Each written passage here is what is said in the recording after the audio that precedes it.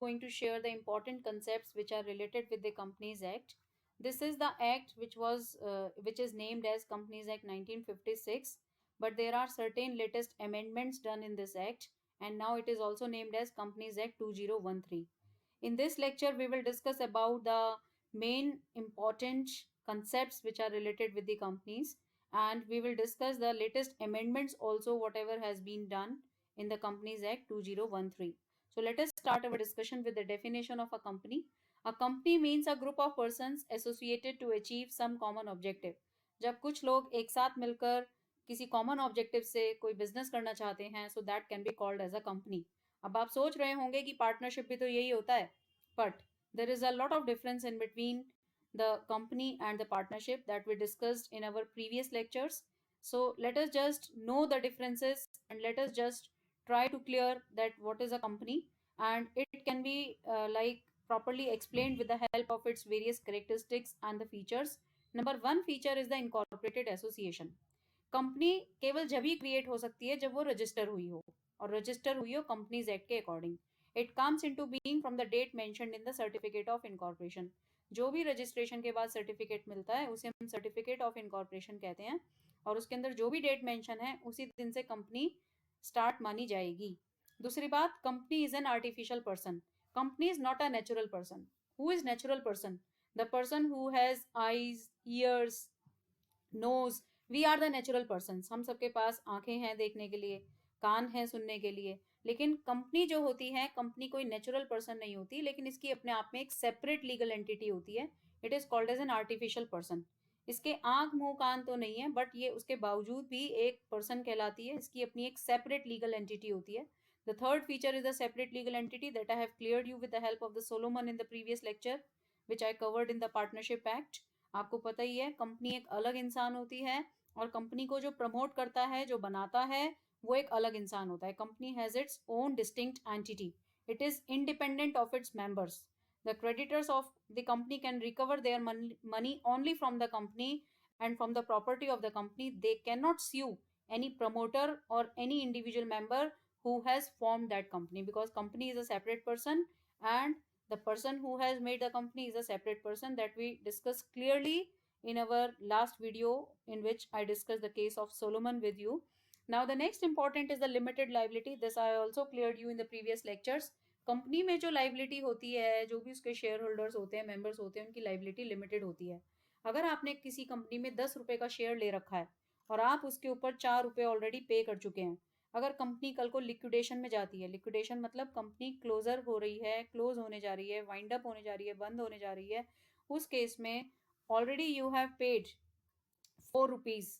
Now you are only required to pay the unpaid amount. आपने कितना पे नहीं किया है अभी?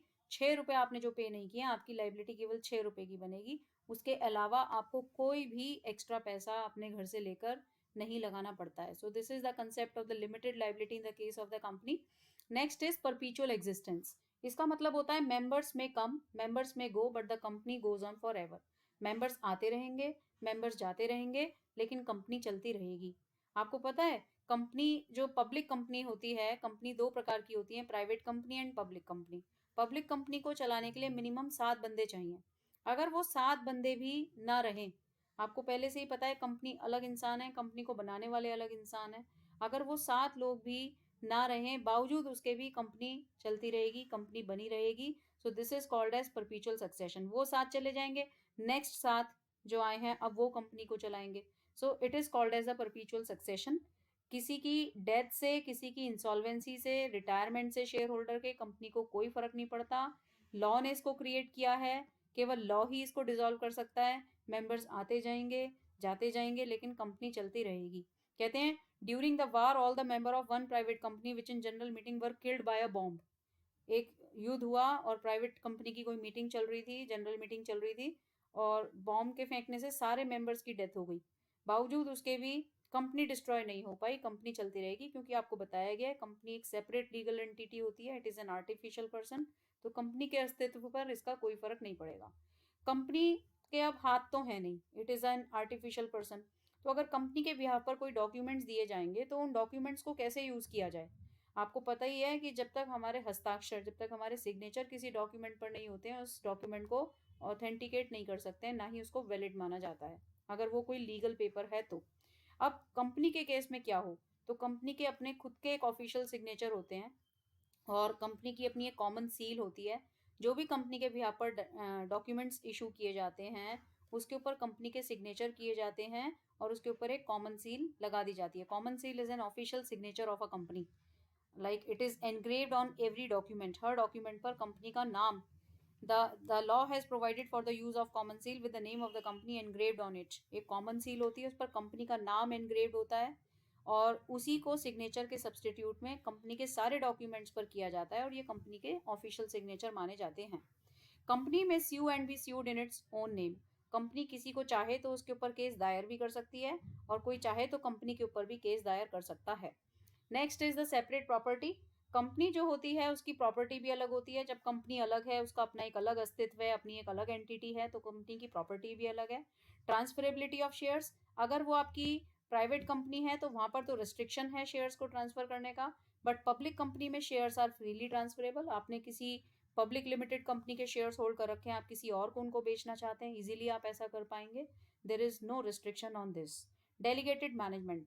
कंपनी जो होती है, अगर हम पब्लिक कंपनी की बात करें, उसमें मिनिमम 7 मेंबर्स चाहिए, और मैक्सिमम तो अनलिमिटेड हो सकते हैं, अनलिमिटेड आई एम सेइंग। तो इस केस में अब कंपनी को चलाने के लिए अगर हम बहुत सारे लोगों को बुला लेंगे तो परेशानी हो जाएगी।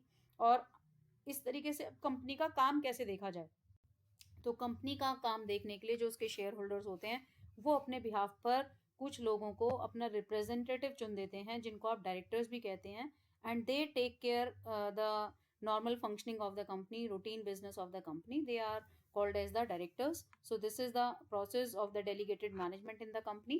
When we talk about the company, there are various kinds of the companies. The companies can be classified on the basis of the mode of incorporation. और इसमें आपकी दो प्रकार की जो कंपनीज हैं वो इन्होंने यहाँ पर आपको बताई हैं। पहली है चार्टेड कंपनीज। ये जो कंपनीज होती हैं हमारी इंडिया में नहीं है।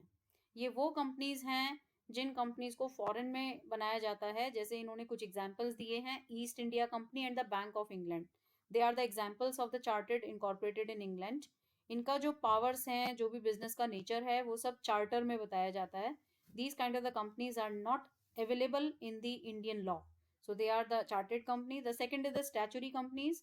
ये वो कंपनीज होती हैं जिनको किसी स्पेशल एक्ट, सेंट्रल गवर्नमेंट या स्टेट लेजिस्लेचर में कोई एक स्पेशल एक्ट पास करके इन कंपनीज को बनाया जाता है। अगर हम अपनी कंट्री की बात करें तो हमारी कंट्री में reserve bank of India, state bank of India, industrial finance corporation, unit trust of India, state trading corporation, LIC, ये कुछ ऐसे एग्जाम्पल्स हैं जो कि स्टैचुरी कंपनीज के एग्जाम्पल्स हैं। इन कंपनीज को मेमोरेंडम और आर्टिकल्स ऑफ एसोसिएशन की जरूरत नहीं होती है।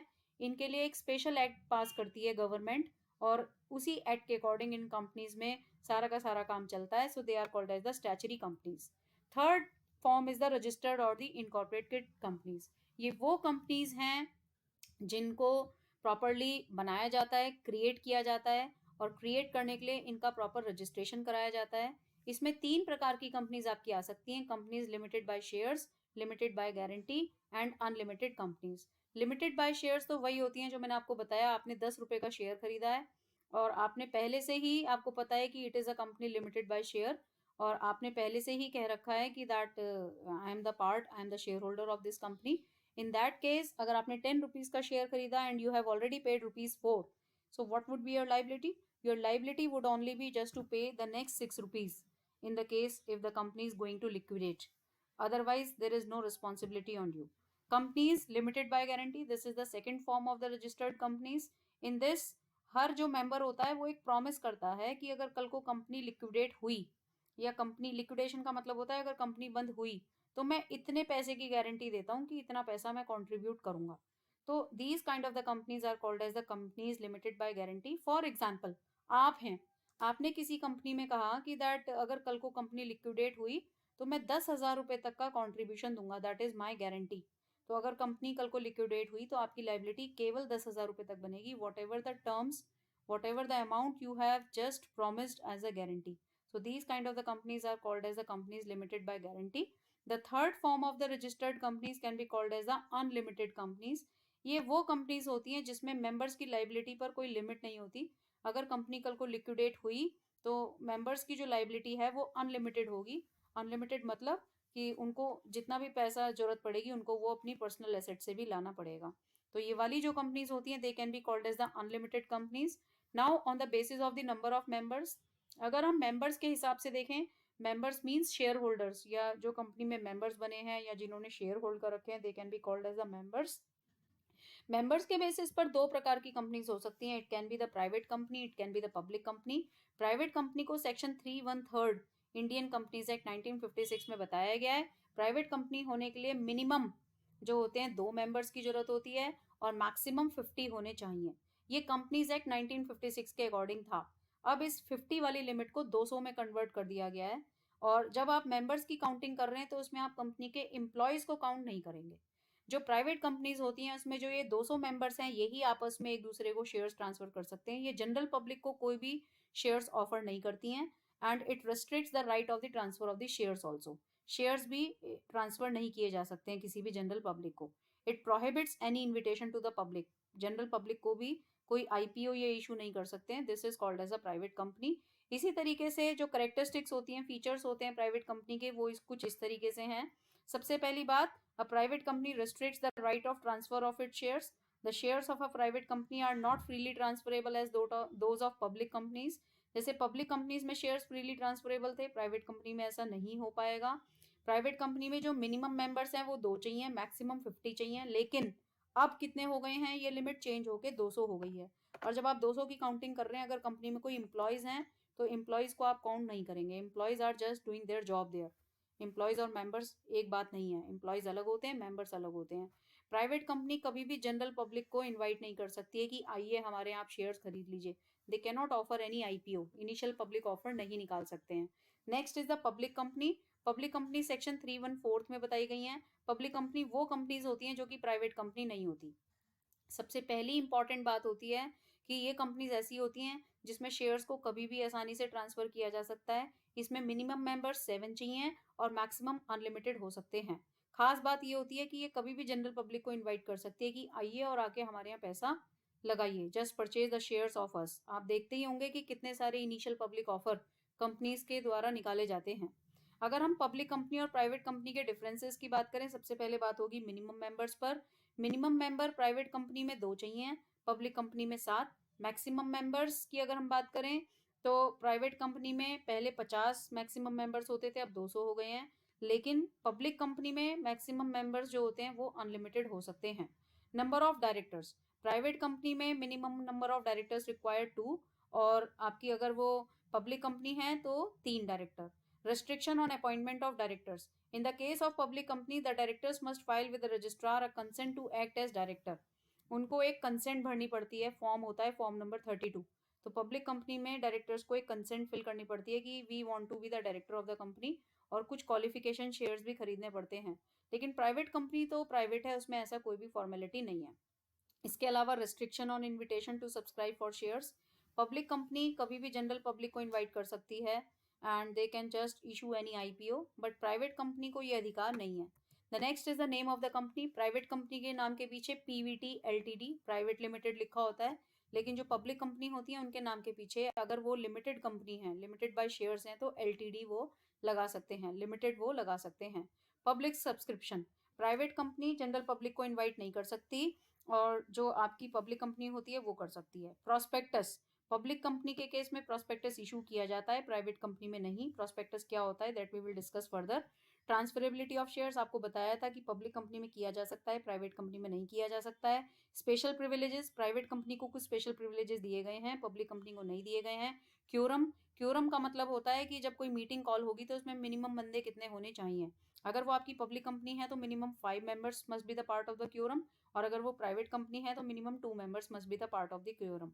मैनेजरियल रिम्यूनरेशन, जब भी कोई पब्लिक कंपनी फॉर्म की जाती है तो उसमें 11% नेट प्रॉफिट्स का maximum as a managerial salary और रिम्यूनरेशन दिया जा सकता है, लेकिन प्राइवेट कंपनी में ऐसी कोई रिस्ट्रिक्शन नहीं है।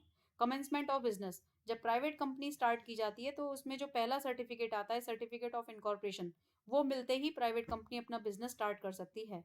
लेकिन पब्लिक कंपनी में सर्टिफिकेट ऑफ इनकॉर्पोरेशन मिलने के बाद भी एक और सर्टिफिकेट है जो कि बहुत इंपॉर्टेंट है, नेम्ड है certificate of commencement of business, and it is very much important before starting the business of the company. So that's all. And